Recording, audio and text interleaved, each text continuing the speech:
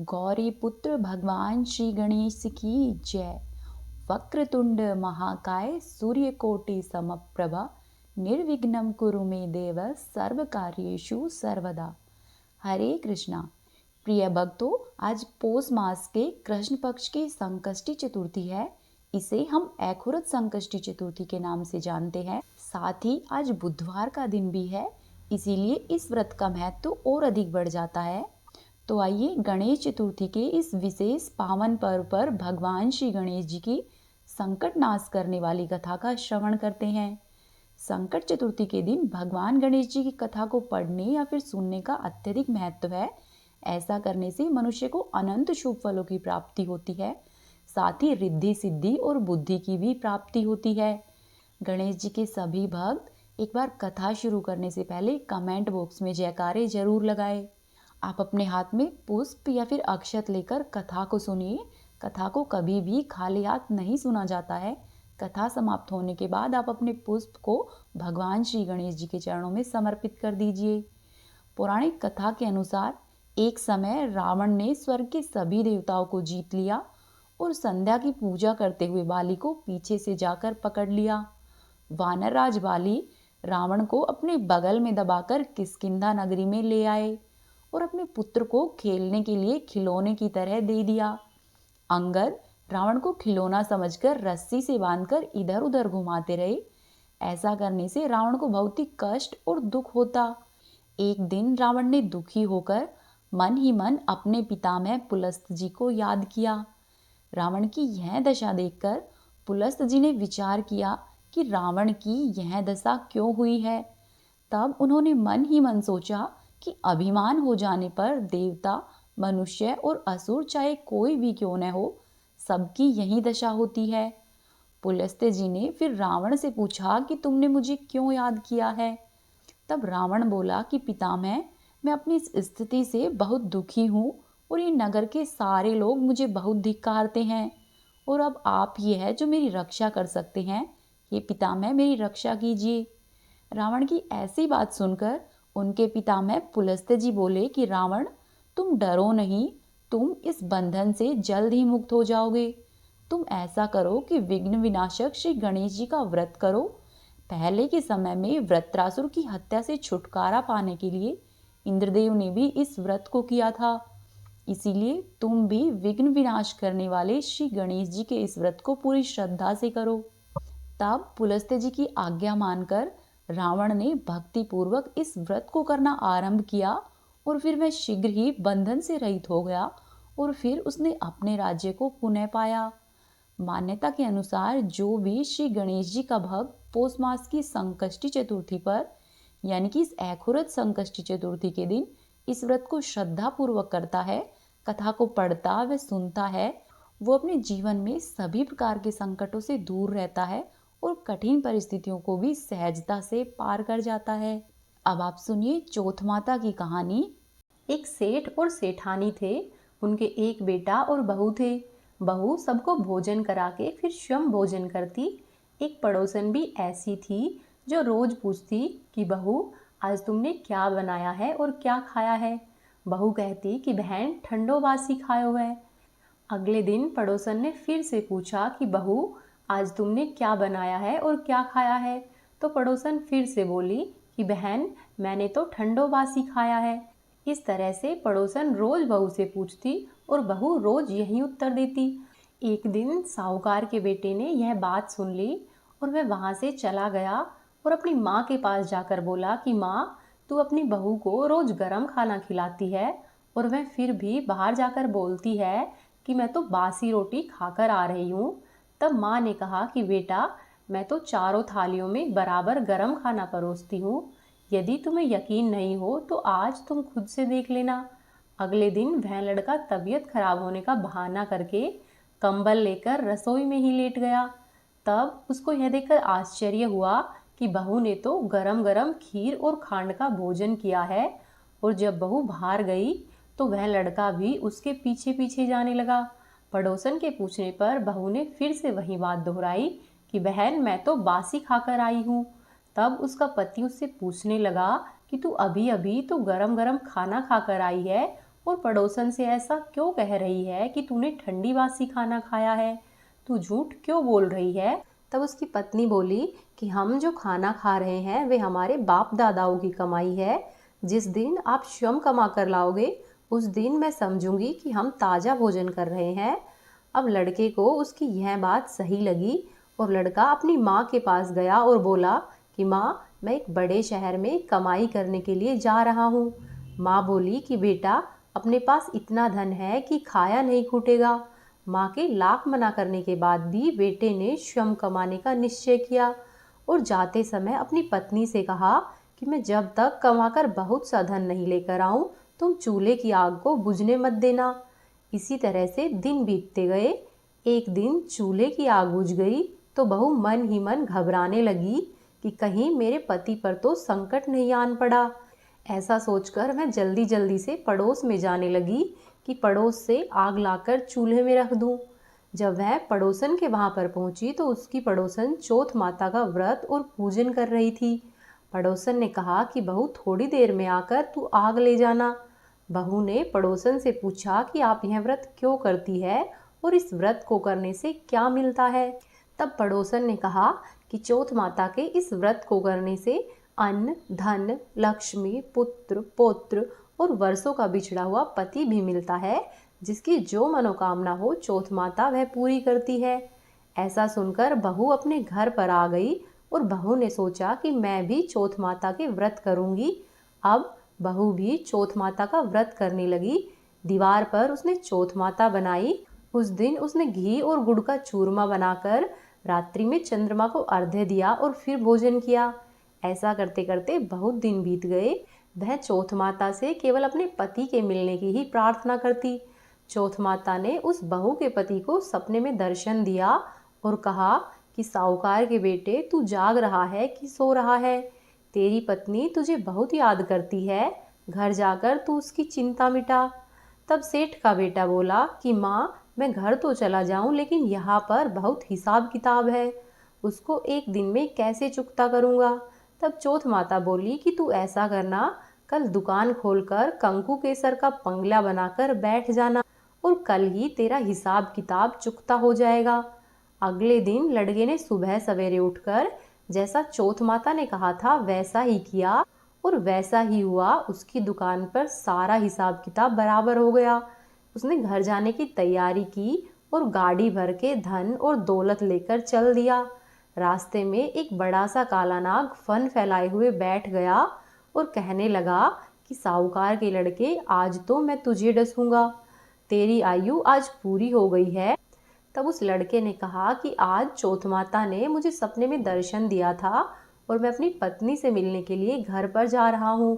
वहाँ पर मेरी पत्नी बहुत चिंता कर रही है, मैं उससे मिलकर आ जाऊँ तब तुम मुझे डस लेना। तब नाग ने कहा कि मैं तुम्हारा विश्वास कैसे करूं? यदि तुम शपथ खाकर कहो तो ही मैं तुम्हें जाने दूंगा, परंतु यदि तुम लौटकर नहीं आए तो मैं तुम्हारे घर पर ही आकर तुम्हें डस लूंगा। इस प्रकार सांप को वचन देकर वह लड़का अपने घर की ओर चल दिया। घर पर पहुंचकर वह सभी लोगों से हंसी खुशी मिला और भोजन करके उदास होकर बैठ गया। उसकी पत्नी ने उसके उदास होने का कारण पूछा तो पति ने काले नाग वाली सारी बात बताते हुए कहा कि यदि मैं उस सांप के पास वापस नहीं जाऊंगा तो वह घर पर आकर ही मुझे डस लेगा। उसकी पत्नी बहुत चतुर थी। उसने कहा कि आप घबराओ नहीं, लेट जाओ, मैं एक उपाय करती हूँ। फिर उसकी पत्नी ने कमरे की 7 पैड़ी धोई। पहली पैड़ी पर रेत, दूसरी पर इत्र, तीसरी पर गुलाल, चौथी पर फूल और कंकु केसर, पांचवी पर लड्डू पेड़ा, छठी पर गद्दे और गलीचे, 7वीं पैड़ी पर दूध का भरा कटोरा रख दिया। इस प्रकार से वह बहू 7 पैड़ी सजाकर बैठ गई। आधी रात होते ही नाग आया और पैड़ियाँ चढ़ने लगा। पहली पैड़ी पर रेत में लौट गया और कहने लगा कि सेठ की बहू ने तो आराम बहुत दिया है, पर वचनों से बनकर आया हूँ तो इसलिए डसूंगा अवश्य। इस प्रकार 7 पैड़ियों पर नाग आराम करता हुआ और कहता हुआ गया कि डसूंगा जरूर। और जैसे ही वह कमरे में जाने वाला था तो चौथ माता ने विचार किया कि यदि मैं सेठ के बेटे को नहीं बचाऊंगी तो संसार में धर्म कर्म और व्रत पूजन को कौन मानेगा। अब तो गणेश जी, चंद्रमा जी और चौथ माता ने सेठ के बेटे को बचाने का विचार किया। चंद्रमा जी ने उजाला किया, चौथ माता ढाल बनी और गणेश जी ने तलवार लेकर नाग को मार दिया और ढाल से ढक दिया। अब बहू भी थकी हारी थी तो वह भी सो गई। जब दिन उठा तो लोग उसके बेटे से मिलने के लिए आने लगे, परंतु बेटा और बहू तो अब तक उठे ही नहीं थे। बहुत देर हो गई तो उनकी माँ उन्हें उठाने के लिए आई। माँ ने सातों पैड़ियों पर जो कुछ देखा तो वह बहुत घबराई और बेटे बहू को आवाज लगाई। बेटा बहू उठे तो देखा कि एक ढाल और एक तलवार वहां पर पड़ी हुई है। अब ढाल उठाई तो वहीं काला नाग मरा हुआ पड़ा था। बेटे और बहू ने सोचा कि आज तो धर्म कर्म ही आड़े आए हैं, जो भगवान गणेश जी और चौथ माता ने हमारी रक्षा की है। हे चौथ माता, आपने जैसी सेठ के बेटे और बहू की रक्षा की है, वैसी ही सब की करना। इस कहानी को कहने वाले, सुनने वाले और होकारा भरने वाले सब पर अपनी कृपा बनाकर रखना। बोलो चौथ माता की जय, बोलो गणेश जी भगवान की जय। अब आप सुनिए 12 मासी चौथ माता की कथा। एक बार की बात है, एक नगर में एक बूढ़ी माँ रहती थी। वह अपने बेटे की सलामती के लिए 12 महीने की चौथ का व्रत किया करती थी। हर चौथ को वह पंसारी से थोड़ा सा गुड़ और घी लेकर आती और उनके 4 लड्डू बनाती। एक लड्डू बेटे को देती, एक से पूजा करती, एक हथकार के लिए निकालती और एक चांद उगने पर खुद खा लेती। एक बार उसका बेटा ताई से मिलने के लिए गया तो ताई ने चौथ का व्रत रखा हुआ था। उसने ताई से कहा कि मेरी माँ तो 12 महीने की चौथ करती है। तब ताई बोली कि तेरी माँ तो तेरी कमाई से तरमाल खाने के लिए 12 चौथ करती है, तू परदेश जाए तो वह एक भी चौथ नहीं करेगी। लड़के को लगा कि ताई सच कह रही है। घर आकर उसने माँ से कहा कि माँ, मैं परदेश जा रहा हूँ, यहाँ पर तू मेरी कमाई खाने पीने में ही उड़ा देती है। माँ ने समझाकर अपने बेटे को रोकना चाहा पर बेटा नहीं माना। फिर माँ ने उसे साथ ले जाने के लिए चौथ माता के आंखें दिए और कहा कि मुसीबत में ये आंखें तेरी मदद करेंगे। वह लड़का आंखें लेकर रवाना हो गया। घूमते हुए वह एक नगर में पहुंचा। उसने देखा कि एक बूढ़ी माँ रोती जा रही थी और पुआ बनाते जा रही थी। उसने बूढ़ी माँ से इसका कारण पूछा तो बूढ़ी माँ ने कहा कि बेटा, इस नगर की पहाड़ी पर एक दैत्य रहता है। पहले वह नगर में आकर कई लोगों को खाने के लिए मार देता था। अब राजा ने हर घर में से एक आदमी दैत्य के पास भेजने के लिए कह रखा है और आज मेरे बेटे की बारी है, इसीलिए मैं रो रही हूँ। और मेरा बेटा आखिरी बार पुए खाएगा, इसीलिए उसके लिए पुए बना रही हूँ। तब वह लड़का बोला कि बूढ़ी माई, तुम ऐसा करो, अपने बेटे के लिए जो पुए बनाए हैं वह पुए तुम मुझे खिला दो, तेरे बेटे की जगह मैं चला जाऊंगा। फिर बूढ़ी माई ने उस लड़के को खीर और पुए खिला दिए। खा पीकर वह लड़का सो गया। रात को जब राजा के सैनिक आए तो वह लड़का उनके साथ चला गया। जब वह दैत्य के पास पहुंचा तो वहां पहुंचकर उसने अपनी माँ के दिए हुए चौथ माता के आंखें दैत्य की तरफ फेंके और कहा कि हे चौथ माता, यदि मेरी माँ मेरी सलामती के लिए व्रत करती है तो दैत्य का सिर कटकर गिर जाएगा। ऐसा सुनकर तुरंत ही दैत्य का सिर कट गया। लड़का वापस आ गया और राजा ने उसे उपहार देकर विदा किया। चलते हुए एक दूसरे राजा के नगर में वह लड़का पहुंच गया और इस राज्य में आवा तभी पकता था जब एक इंसान की बलि आवे के अंदर दी जाती थी। सिपाहियों ने उस लड़के को पकड़ लिया और उस लड़के को आवे में चुनवा दिया। लड़के ने चौथ माता के आंखें आवे में डाल दिए और कहा कि हे चौथ माता, यदि मेरी माँ मेरे लिए व्रत करती हो तो आवा मेरी बलि लिए बिना झट से पक जाएगा। ऐसा सुनकर आवा झट से पक गया और उससे आवाज आने लगी। आवाज सुनकर सभी लोगों ने सोचा कि आवा इतनी जल्दी कैसे पक गया। सभी लोगों ने आवे में से बर्तन निकालने शुरू किए और उसमें से मिट्टी की जगह सोने और चांदी के बर्तन निकलने लगे। अंदर से लड़का बोला कि बर्तन धीरे धीरे निकालना, नहीं तो मुझे लग जाएगी। जब राजा ने उसे निकलवाया और पूछा कि इस आवे से तुम कैसे बच गए, तब लड़के ने बताया कि मेरी माँ चौथ माता का व्रत करती है और व्रत के कारण ही आज मैं बच पाया हूँ। राजा को विश्वास नहीं हुआ। उसने कहा कि मैं तुम्हारी बात पर कैसे विश्वास करूं? तो लड़के ने कहा कि हे राजा, आप जो चाहे वो परीक्षा ले सकते हैं। तब राजा ने एक चांदी की सुराही मंगवाई और कहा कि तुम इस सुराही की नली से निकल कर दिखाओ, तभी मैं विश्वास करूंगा। लड़के ने चौथ माता को याद किया और आंखें सुराही में डाले और कहा कि हे चौथ माता, मैं भंवरा बनकर सुराही से निकल जाऊं। ऐसा ही हुआ, लड़का भंवरा बन गया और सुराही से निकल गया। राजा खुश हो गया और खुश होकर उसने राजकुमारी की शादी उस लड़के के साथ करवा दी और नगर में घोषणा करवा दी कि सभी लोग चौथ माता का व्रत करेंगे। कुछ दिनों के बाद लड़के को अपनी माँ की याद आई। वह राजा के पास आया और अपने नगर जाने की अपनी इच्छा जाहिर की। तब राजा ने रथ, घोड़ा, हाथी और खूब सारा दान दहेज देकर उन्हें विदा किया। चौथे दिन वह लड़का अपने नगर को पहुंच गया और वह अकेला ही पंसारी के यहाँ पर अपनी माँ का इंतजार करने लगा। उस दिन चौथ का व्रत था। उसने सोचा कि माँ तो यहाँ पर जरूर आएगी। थोड़ी ही देर बाद लकड़ी टेकती हुई उसे उसकी माँ आती हुई दिखी। वह लड़का अपनी माँ के चरणों में गिर पड़ा और कहने लगा कि माँ, मैं तेरा ही बेटा हूँ, मुझे माफ कर दो। चूंकि उसकी माँ को दिखना कम हो गया था, तो उसने उसे बहुत देर में पहचाना और माँ ने अपने बेटे को गले से लगा लिया। फिर बुढ़िया माई अपने बेटे, बहू और सारे सामान के साथ अपने नगर में आ गई।